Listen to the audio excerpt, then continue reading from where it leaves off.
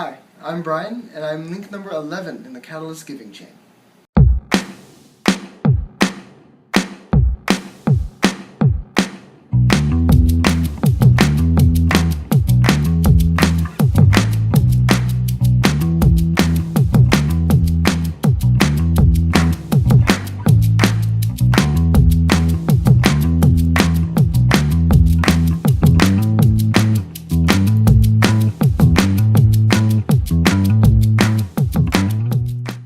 Hello, my name is Bryan Nelson. I'm 22.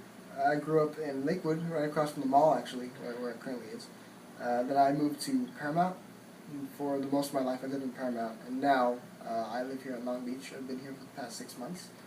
I went to school at Long Beach City College, where I met the previous link in the chain, Marco, and we decided to make some movies together. So we kind of grew in our friendship through film. So I am really appreciative of Marco right now. The project allows him to give me groceries, pretty much, which I desperately need right now since I'm eating very unhealthy thanks to my situation. He knows that I'm living on my own now, and even though I am rocking 2 jobs, I still have to pay out $300 a month, and I'm still relatively new at each job, so I don't get a lot. So right now, what I do to survive, pretty much, is buy 87-cent raviolis at the store. That's not really healthy, but right now it's my only option. So thanks to this, I'm able to get a little healthier foods, at least for a while. So that's really nice. To survive, I've had to kind of let go of my dreams, and my biggest dream, filmmaking. Filmmaking is something you have to put a lot of energy and money into, and I have the energy, but I don't have the money. And if it's a choice between being homeless or going for the dream, I'd rather, not be homeless. I've actually sold my camera and most of my movie collection.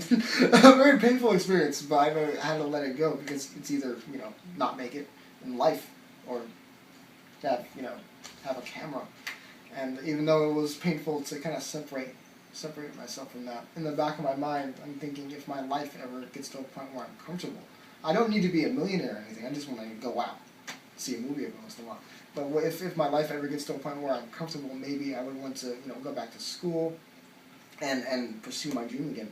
It's doable, and I've thought about it many times, many situations in my head that I've made it. But right now, this whole transitional period I'm going through, I just can't do it.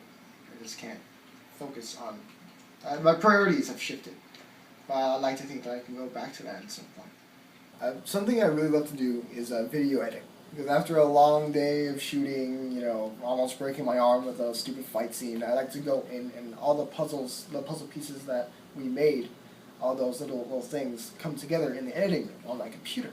So it's just fun going through each take, seeing all the funny things we did to get to that point, and then making a movie out of them.